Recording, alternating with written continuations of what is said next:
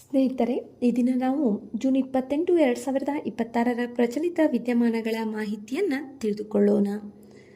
ಈ ವಿಡಿಯೋದಲ್ಲಿ ಇಲ್ಲಿ ಪಟ್ಟಿ ಮಾಡಲಾಗಿರುವ ಎಲ್ಲ ವಿಷಯಗಳ ಬಗ್ಗೆ ತಿಳಿಯೋಣ. ಈ ವಿಷಯಗಳು ಮುಂಬರುವ ಸ್ಪರ್ಧಾತ್ಮಕ ಪರೀಕ್ಷೆಗಳಿಗೆ ಅತಿ ಉಪಯುಕ್ತವಾಗಲಿವೆ. ಆದ ಕಾರಣ ವಿಡಿಯೋವನ್ನು ಕೊನೆವರೆಗೂ ವೀಕ್ಷಿಸಿ. ಮೊದಲನೇ ಮಾಹಿತಿ, ಮಧ್ಯಪ್ರದೇಶದ 4 ಬುಡಕಟ್ಟು ಬೆಳೆಗಳಿಗೆ GI ಟ್ಯಾಗ್ ದೊರೆತಿದೆ. 4 ಬೆಳೆಗಳು ಸೀತಾಹಿ ಕುಟ್ಕಿ, ನಾಗದಮನ್ ಕುಟ್ಕಿ, ಬೈಗಾನಿ ಅರ್ಹರ್, ಛತ್ರಿಯ ದನ್. ಇವುಗಳ ಬಗ್ಗೆ ತಿಳಿದುಕೊಳ್ಳೋಣ.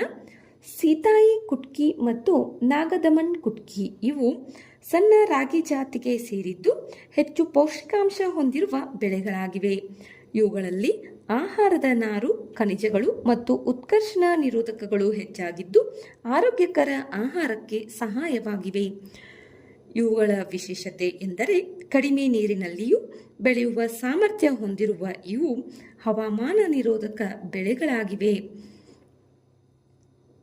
ಈ ಬೆಳೆಗಳು ಕೇವಲ ಕೃಷಿ ಉತ್ಪನ್ನಗಳಲ್ಲ, ಇವು ತಲೆಮಾರುಗಳಿಂದ ಬಂದಿರುವ ಬುಡಕಟ್ಟು ಜ್ಞಾನ ಮತ್ತು ಪರಂಪರೆಯ ಪ್ರತೀಕಗಳಾಗಿವೆ. ವಿಶೇಷವಾಗಿ ದಿಂಡೋರಿ ಪ್ರದೇಶದ ಬೈಗಾ ಬುಡಕಟ್ಟು ಜನಾಂಗದವರು ಈ ಬೆಳೆಗಳನ್ನು ಸುರಕ್ಷಿತವಾಗಿ ಬೆಳೆಸಿಕೊಂಡು ಬಂದಿದ್ದಾರೆ. ನೆಕ್ಸ್ಟ್, ಬೈಗಾನಿ ಅರ್ಹರ್. ಇದು ಇಲ್ಲಿರುವಂತಹ ತೊಗರಿ ಬೆಳೆ.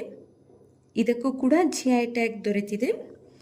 ಯಾವುದೇ ಆಧುನಿಕ ರಾಸಾಯನಿಕ ಪದ್ಧತಿಗಳಿಲ್ಲದೆ ಪುರಾತನ ಸಾವಯವ ಕೃಷಿ ವಿಧಾನಗಳಿಂದ ಇದನ್ನು ಬೆಳೆಯಲಾಗುತ್ತದೆ. ಇದು ಹೆಚ್ಚಿನ ನೈಸರ್ಗಿಕ ಪ್ರೋಟೀನ್ ಅಂಶ, ವಿಶಿಷ್ಟ ಸಿಹಿ ಪರಿಮಳ ಮತ್ತು ಉತ್ತಮ ಪೌಷ್ಟಿಕಾಂಶ ಮೌಲ್ಯವನ್ನು ಹೊಂದಿದೆ. ಕೇವಲ 5 ರಿಂದ 6 ತಿಂಗಳ ಅವಧಿಯಲ್ಲಿ ಬೆಳೆಯುವ ಈ ಬೆಳೆ ಅತಿ ಕಡಿಮೆ ಸಮಯದಲ್ಲಿ ಬೆಳೆಯುತ್ತದೆ. ಕಬ್ಬಿಣ, ಕ್ಯಾಲ್ಸಿಯಂ ಹಾಗೂ ವಿಟಮಿನ್ B ಕಾಂಪ್ಲೆಕ್ಸ್ ಜೀವಸತ್ವಗಳನ್ನು ಇದು ಒದಗಿಸುತ್ತದೆ. ನೆಕ್ಸ್ಟ್, ಛತ್ರಿಯ ದನ್. ಜಬಲ್ಪುರ್ ಮತ್ತು ಕಟ್ನಿಯ ಜೌಗು ಪ್ರದೇಶಗಳಲ್ಲಿ ಬೆಳೆಯುವ ಇದು ಸಾಂಪ್ರದಾಯಿಕ ಭತ್ತ. ತನ್ನ ವಿಶಿಷ್ಟ ರುಚಿ, ಪರಿಮಳ ಮತ್ತು ಸ್ಥಳೀಯ ಹೊಂದಾಣಿಕೆಗೆ ಪ್ರಸಿದ್ಧವಾಗಿದೆ. ಸಾಮಾನ್ಯವಾಗಿ ಹೆಚ್ಚು ಸಂಸ್ಕರಿಸಿದ ಬಿಳಿ ಅಕ್ಕಿಗಿಂತ ಭಿನ್ನವಾಗಿ ಛತ್ರಿಯ ದನ್ ತನ್ನ ಹೊಟ್ಟು ಪದರವನ್ನು ಉಳಿಸಿಕೊಂಡಿರುತ್ತದೆ. ಇದರಿಂದ ವಿಟಮಿನ್ B1, ಖನಿಜಗಳು ಮತ್ತು ಆರೋಗ್ಯಕರ ಕೊಬ್ಬಿನ ಅಂಶ ದೊರೆಯುತ್ತದೆ. Next, Bharat taxi.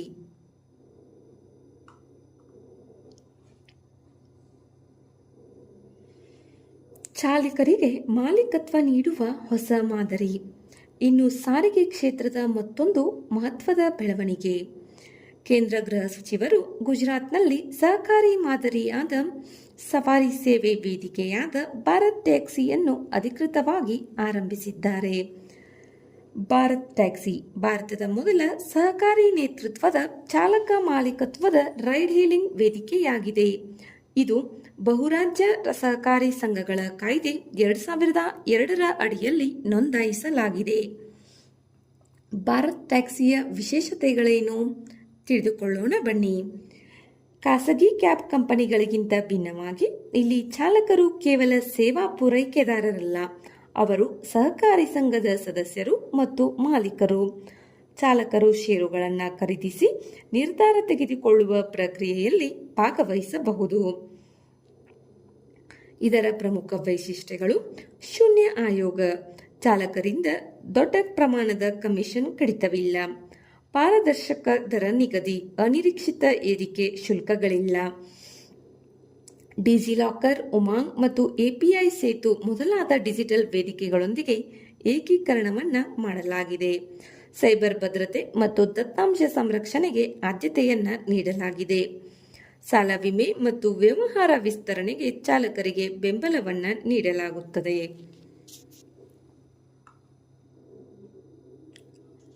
Bharat taxi ಇದು ಒಂದು ಸಹಕಾರಿ ಟ್ಯಾಕ್ಸಿಯಾಗಿದ್ದು ಗುಜರಾತ್ನಲ್ಲಿ ಆರಂಭಿಸಲಾಗಿದೆ. ನೆಕ್ಸ್ಟ್,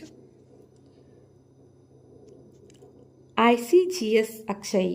ಭಾರತೀಯ ಕರಾವಳಿ ಭದ್ರತೆಯಲ್ಲಿ ಮತ್ತೊಂದು ಮಹತ್ವದ ಹೆಜ್ಜೆಯಾಗಿ ಭಾರತೀಯ ಕರಾವಳಿ ರಕ್ಷಣಾ ಹಡಗು ICGS ಅಕ್ಷಯ್ ಇತ್ತೀಚೆಗೆ ಗೋವಾದಲ್ಲಿ ಭಾರತೀಯ ತಂತ್ರರಕ್ಷಕ ನೌಕಾಪಡೆಗೆ ಸೇರಿಕೊಂಡಿದೆ. ICGS ಅಕ್ಷಯ್ ಇದು ಒಂದು ಹೊಸ ಪೀಳಿಗೆಯ ವೇಗದ ಗಸ್ತು ಹಡಗು ಆಗಿದೆ. ಅಕ್ಷಯ್ ಎಂಬ ಹೆಸರಿನ ಅರ್ಥ ಅವಿನಾಶಿ ಎಂಬುದಾಗಿದೆ. ಇದು 8 ಹಡಗುಗಳನ್ನು ಒಳಗೊಂಡ ಅದಮ್ಯ ವರ್ಗ ಸರಣಿಯ 4ನೇ ನೌಕೆಯಾಗಿದೆ. ಈ ಹಡಗು ಕರಾವಳಿ ಭದ್ರತೆ, ಕಡಲ ಕಾನೂನು ಜಾರಿ, ಶೋಧ ಮತ್ತು ರಕ್ಷಣಾ ಕಾರ್ಯಾಚರಣೆಗಳು, ಸಮುದ್ರ ಪರಿಸರ ಸಂರಕ್ಷಣೆ ಹಾಗೂ ಸಂಕಷ್ಟದಲ್ಲಿರುವ ನಾವಿಕರಿಗೆ ನೆರವು ನೀಡುವಂತಹ ಹಲವು ಕಾರ್ಯಗಳಿಗೆ ಸಜ್ಜುಗೊಂಡಿದೆ. ಇದರಿಂದ ಭಾರತೀಯ ತಂತ್ರರಕ್ಷಕ ಪಡೆಯ ಕಾರ್ಯಾಚರಣಾ ಸಾಮರ್ಥ್ಯ ಮತ್ತಷ್ಟು ಬಲಗೊಳ್ಳಲಿದೆ. ICGS ಅಕ್ಷಯ್ ಅನ್ನು ಗೋವಾ ಶಿಪ್ಯಾರ್ಡ್ ವಿನ್ಯಾಸಗೊಳಿಸಿ ನಿರ್ಮಿಸಿದೆ. ನೆಕ್ಸ್ಟ್, FP5 ಫ್ಲೆಮಿಂಗೋ ಕ್ಷಿಪಣಿ. ಇನ್ನು ಜಾಗತಿಕ ರಕ್ಷಣಾ ಕ್ಷೇತ್ರದ ಸುದ್ದಿಯನ್ನ ತಿಳಿದುಕೊಳ್ಳೋಣ. ಉಕ್ರೇನ್ ತನ್ನ ದೇಶೀಯವಾಗಿ ಅಭಿವೃದ್ಧಿಪಡಿಸಿದ FP5 ಫ್ಲೆಮಿಂಗೋ ದೀರ್ಘ ಶ್ರೇಣಿಯ ಕ್ಷಿಪಣಿಗಳು ರಷ್ಯಾದ ಓಲ್ಗೋಗ್ರಾಡ್ ಪ್ರದೇಶದಲ್ಲಿರುವ ಪ್ರಮುಖ ರಕ್ಷಣಾ ಉತ್ಪಾದನಾ ಸೌಲಭ್ಯವನ್ನು ಹೊಡೆದಿವೆ ಎಂದು ಹೇಳಿಕೊಂಡಿದೆ. FP5 ಫ್ಲೆಮಿಂಗೋ ಒಂದು ದೀರ್ಘ ಶ್ರೇಣಿಯ ನೆಲದಿಂದ ಉಡಾವಣೆ ಮಾಡಬಹುದಾದ ಕ್ರೂಸ್ ಕ್ಷಿಪಣಿಯಾಗಿದೆ. ಇದನ್ನು ಉಕ್ರೇನ್ನ ರಕ್ಷಣಾ ಕಂಪನಿ ಫೈರ್ ಪಾಯಿಂಟ್ ಅಭಿವೃದ್ಧಿಪಡಿಸಿದೆ. ಈ ಕ್ಷಿಪಣಿ 2025ರಲ್ಲಿ ಸೇವೆಗೆ ಪ್ರವೇಶಿಸಿತು. ಈ ಕ್ಷಿಪಣಿಯ ಗರಿಷ್ಠ ಕಾರ್ಯಾಚರಣಾ ವ್ಯಾಪ್ತಿ 3000 ಕಿಲೋಮೀಟರ್ ಆಗಿದೆ. ನೆಕ್ಸ್ಟ್, ಟೆಟ್ರಾಸ್ಟಿಚಸ್ ನಾರಾಯಣ್ ದೇವ್ನಾಥಿ. ಇತ್ತೀಚೆಗೆ ಪಶ್ಚಿಮ ಬಂಗಾಳದ ರಾಜಹತ್ ಪ್ರದೇಶದಲ್ಲಿ ಟೆಟ್ರಾಸ್ಟಿಚಸ್ ನಾರಾಯಣ್ ದೇವ್ನಾಥಿ ಎಂಬ ಹೊಸ ಕಣಜ ಜಾತಿಯನ್ನು ಕಂಡುಹಿಡಿಯಲಾಗಿದೆ. ಇದು ಒಂದು ಪ್ಯಾರಾಸಿಟಾಯ್ಡ್ ಕಣಜದ ಹೊಸ ಜಾತಿಯಾಗಿದ್ದು, ತನ್ನ ಜೀವನ ಚಕ್ರದ ಪ್ರಮುಖ ಭಾಗವನ್ನು ಆತಿಥೇಯ ಜೀವಿಯೊಳಗೆ ಅಥವಾ ಅದರ ಮೇಲೆ ಕಳೆದ ನಂತರ ಅಂತಿಮವಾಗಿ ಆ ಜೀವಿಯನ್ನು ಕೊಲ್ಲುತ್ತದೆ.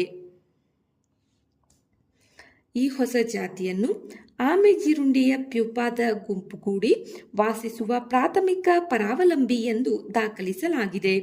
ಈ ಕಣಜಕ್ಕೆ ಖ್ಯಾತ ವ್ಯಂಗ್ಯಚಿತ್ರಕಾರ ಮತ್ತು ಬತುಲ್ ಹಾಗೂ ನಾಂಟೆ ಪೋಂಟೆ ಕೃತಿಗಳ ಸೃಷ್ಟಿಕರ್ತ ನಾರಾಯಣ್ ದೇಬ್ನಾಥ್ ಅವರ ಗೌರವಾರ್ಥವಾಗಿ ಈ ಹೆಸರನ್ನು ನೀಡಲಾಗಿದೆ. ನೆಕ್ಸ್ಟ್, ಈ ಸುಶ್ರುತ ಅಡ್ ಕ್ಲಿನಿಕ್. ಸಣ್ಣ ಹೊರರೋಗಿಗಳ ಚಿಕಿತ್ಸಾಲಯಗಳಿಗೆ ಡಿಜಿಟಲ್ ಸೌಲಭ್ಯ ಒದಗಿಸುವ ಉದ್ದೇಶದಿಂದ ಕೇಂದ್ರ ಆರೋಗ್ಯ ಸಚಿವಾಲಯವು ಈ ಸುಶ್ರುತ ಅಟ್ ಕ್ಲಿನಿಕ್ ಅನ್ನು ಆರಂಭಿಸಲು ಸಜ್ಜಾಗಿದೆ. ಈ ಸುಶ್ರುತ ಅಟ್ ಕ್ಲಿನಿಕ್ ಸಣ್ಣ ಹೊರರೋಗಿ ಚಿಕಿತ್ಸಾಲಯಗಳಿಗೆ ಡಿಜಿಟಲ್ ಸೌಲಭ್ಯ ಒದಗಿಸುವುದಾಗಿದೆ. ಇದು ಹೊರರೋಗಿ ಚಿಕಿತ್ಸಾಲಯಗಳಿಗೆ ರೂಪಿಸಲಾದ ಹಗುರವಾದ ಕ್ಲೌಡ್ ಆಧಾರಿತ ಆಸ್ಪತ್ರೆ ನಿರ್ವಹಣಾ ಮಾಹಿತಿ ವ್ಯವಸ್ಥೆ ಅಂದರೆ HMIS ಆಗಿದೆ. ಈ ವ್ಯವಸ್ಥೆಯನ್ನು ಸಾಮಾನ್ಯ ವೈದ್ಯರು, ತಜ್ಞರು, ಕ್ಲಿನಿಕ್ ನಿರ್ವಾಹಕರು, ಔಷಧಿಕಾರರು ಮತ್ತು ಪ್ರಯೋಗಾಲಯ ಸಿಬ್ಬಂದಿಗಳಂತಹ ಸಣ್ಣ ಮತ್ತು ಮಧ್ಯಮ ಆರೋಗ್ಯ ಸೇವಾ ಪೂರೈಕೆದಾರರಿಗಾಗಿ ವಿನ್ಯಾಸಗೊಳಿಸಲಾಗಿದೆ. ಈ ಸುಶ್ರುತ್ ಆಡ್ ಕ್ಲಿನಿಕ್ ಮೂಲಕ ರೋಗಿಗಳ ದಾಖಲೆಗಳು, ಔಷಧ ಚೀಟಿಗಳು, ಬಿಲ್ಲಿಂಗ್ ಸೇರಿದಂತೆ ವಿವಿಧ ಆರೋಗ್ಯ ಸೇವಾ ಪ್ರಕ್ರಿಯೆಗಳನ್ನು ಡಿಜಿಟಲೀಕರಣಗೊಳಿಸಬಹುದು. ಈ ವೇದಿಕೆಯಲ್ಲಿ ಹೊರರೋಗಿ ನಿರ್ವಹಣೆ, ಔಷಧಾಲಯ ಮತ್ತು ಶುಶ್ರೂಷೆಗಾಗಿ ವಿಶೇಷ ಮಾಡ್ಯೂಲ್ಗಳನ್ನು ಒಳಗೊಂಡಿದೆ.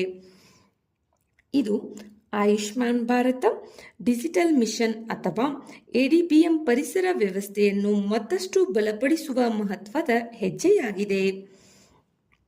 ಈ ಅಪ್ಲಿಕೇಶನ್ ಅನ್ನು CDAC ಅಭಿವೃದ್ಧಿಪಡಿಸಿದ್ದು, ಇದು ಪ್ರಮುಖ ಈ ಸುಶ್ರುತ HMIS ಸಾಫ್ಟ್ವೇರ್ನ ಹಗುರವಾದ ಆವೃತ್ತಿಯಾಗಿದೆ. ಪ್ರಸ್ತುತ ಈ ಸುಶ್ರುತ HMIS ಸಾಫ್ಟ್ವೇರ್ ದೇಶದ 17 AIIMS ಮತ್ತು 4000ಕ್ಕೂ ಹೆಚ್ಚು ಆರೋಗ್ಯ ಸೌಲಭ್ಯಗಳಲ್ಲಿ ಬಳಕೆಯಲ್ಲಿದೆ. ನೆಕ್ಸ್ಟ್, ಅರಬಿತಿಟ್ಟು ವನ್ಯಜೀವಿ ಅಭಯಾರಣ್ಯ. ಇದು ಕರ್ನಾಟಕದ ಮೈಸೂರು ಜಿಲ್ಲೆಯಲ್ಲಿದೆ. ಇತ್ತೀಚೆಗೆ ಈ ಅಭಯಾರಣ್ಯದ ಬಳಿ ಅಪರಿಚಿತ ವಾಹನವೊಂದು ಡಿಕ್ಕಿ ಹೊಡೆದ ಪರಿಣಾಮ 4 ವರ್ಷದ ಚಿರತೆಯೊಂದು ಸ್ಥಳದಲ್ಲೇ ಸಾವನ್ನಪ್ಪಿದೆ. 1985ರವರೆಗೆ ಈ ಪ್ರದೇಶ ಆಟದ ಮೀಸಲು ಪ್ರದೇಶವಾಗಿತ್ತು. ನಂತರ ಇದನ್ನು ವನ್ಯಜೀವಿ ಅಭಯಾರಣ್ಯವೆಂದು ಘೋಷಿಸಲಾಯಿತು. ಸುಮಾರು 13.5 ಚದರ ಕಿಲೋಮೀಟರ್ ವಿಸ್ತೀರ್ಣ ಹೊಂದಿರುವ ಈ ಅಭಯಾರಣ್ಯವು ರಾಜ್ಯ ಅರಣ್ಯವನ್ನು ಒಳಗೊಂಡಿದೆ. ಇಲ್ಲಿ ರಕ್ಷಣಾ ಸಂಶೋಧನೆ ಮತ್ತು ಅಭಿವೃದ್ಧಿ ಸಂಸ್ಥೆ DRDO ಹತ್ತಿರದಲ್ಲಿರುವ ಕಾರಣ ಅರಣ್ಯ ಪ್ರವೇಶವನ್ನು ನಿರ್ಬಂಧಿಸಲಾಗಿದೆ. ಇಲ್ಲಿನ ಪ್ರಮುಖ ಸಸ್ಯವರ್ಗಗಳಲ್ಲಿ ಉಷ್ಣವಲಯದ ವನಪಿತನಶೀಲ ಕಾಡುಗಳು, ಪೊದೆಗಳು ಸೇರಿವೆ. ನೀಲಗಿರಿ ಮತ್ತು ಶ್ರೀಗಂಧದ ಮರಗಳ ದೊಡ್ಡ ತೋಟಗಳು ಇಲ್ಲಿ ಕಂಡುಬರುತ್ತವೆ. ಇತರ ಪ್ರಮುಖ ಮರ ಜಾತಿಗಳಲ್ಲಿ ಐಲಾಂಥಸ್ ಟ್ರಿಪಿಸಾ, ಆಟೋಕಾರ್ಪಸ್, ಹೆಟೆರೋಪಿಲಸ್, ಅನೋಗೈಸಸ್, ಲ್ಯಾಟಿಫೋಲಿಯಾ ಮತ್ತು ಬ್ಯೂಟಿಯಾ ಜಾತಿಗಳು ಸೇರಿವೆ.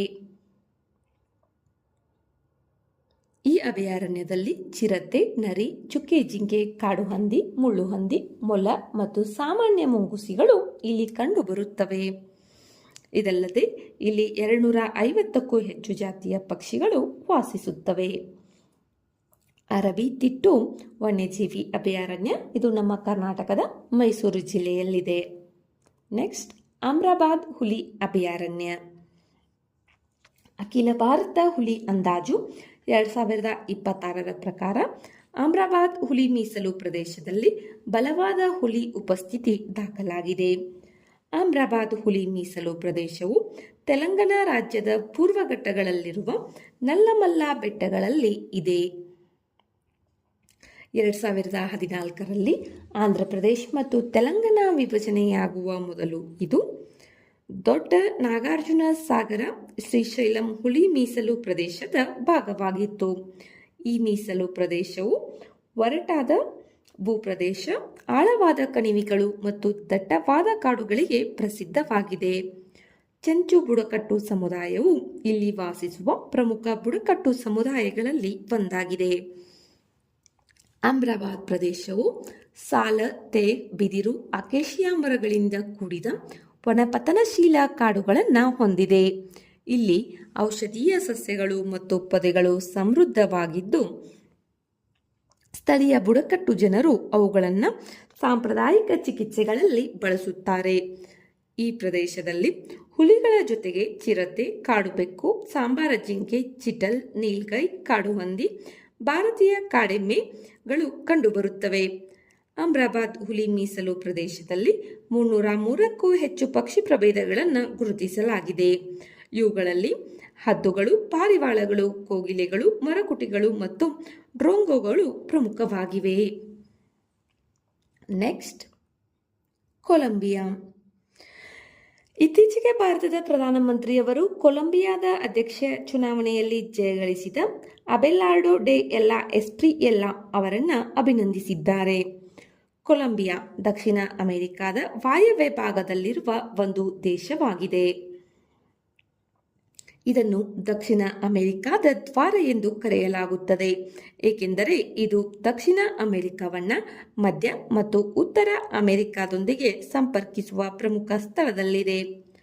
ಕೊಲಂಬಿಯಾದ ಗಡಿಗಳು ವಾಯವ್ಯದಲ್ಲಿ ಪನಾಮ್, ದಕ್ಷಿಣದಲ್ಲಿ ಈಕ್ವೆಡಾರ್ ಮತ್ತು ಪೆರು, ಪೂರ್ವದಲ್ಲಿ ವೆನಿಜುವೆಲಾ ಹಾಗೂ ಆಗ್ನೇಯದಲ್ಲಿ ಬ್ರೆಜಿಲ್ ದೇಶಗಳೊಂದಿಗೆ ಇದು ಹೊಂದಿಕೊಂಡಿದೆ. ಉತ್ತರದಲ್ಲಿ ಕೆರೆಬಿಯನ್ ಸಮುದ್ರ, ಪಶ್ಚಿಮದಲ್ಲಿ ಪೆಸಿಫಿಕ್ ಮಹಾಸಾಗರದಿಂದ ಸುತ್ತುವರೆದಿದೆ. ಕೊಲಂಬಿಯಾ 2020ರಿಂದ ಆರ್ಥಿಕ ಸಹಕಾರ ಮತ್ತು ಅಭಿವೃದ್ಧಿ ಸಂಸ್ಥೆ ಅಂದರೆ OECDಯ ಸದಸ್ಯ ರಾಷ್ಟ್ರವಾಗಿದೆ. ಇದರ ರಾಜಧಾನಿ ಬೊಗೊಟಾ. ಕರಾವಳಿ ಮತ್ತು ಪೂರ್ವ ಬಯಲು ಪ್ರದೇಶಗಳಲ್ಲಿ ಉಷ್ಣವಲಯದ ಹವಾಮಾನವಿದ್ದು, ಎತ್ತರ ಪ್ರದೇಶಗಳಲ್ಲಿ ತಂಪಾದ ವಾತಾವರಣ ಕಂಡುಬರುತ್ತದೆ. ಕೊಲಂಬಿಯಾದ ಅತಿ ಎತ್ತರದ ಶಿಖರ ಪಿಕೋ ಕ್ರಿಸ್ಟಬಲ್ ಕೊಲೊನ್. ಪ್ರಮುಖ ನದಿಗಳಲ್ಲಿ ಮ್ಯಾಗ್ಡಲೆನಾ, ಅಮೆಜಾನ್ ಮತ್ತು ಒರಿನೋಕೊ ನದಿಗಳು ಸೇರಿವೆ. ಕೊಲಂಬಿಯಾ ಪೆಟ್ರೋಲಿಯಂ, ನೈಸರ್ಗಿಕ ಅನಿಲ, ಕಲ್ಲಿದ್ದಲು, ನೈಸರ್ಗಿಕ ಚಿನ್ನದಂತಹ ನೈಸರ್ಗಿಕ ಸಂಪನ್ಮೂಲಗಳಿಂದ ಸಮೃದ್ಧವಾಗಿದೆ.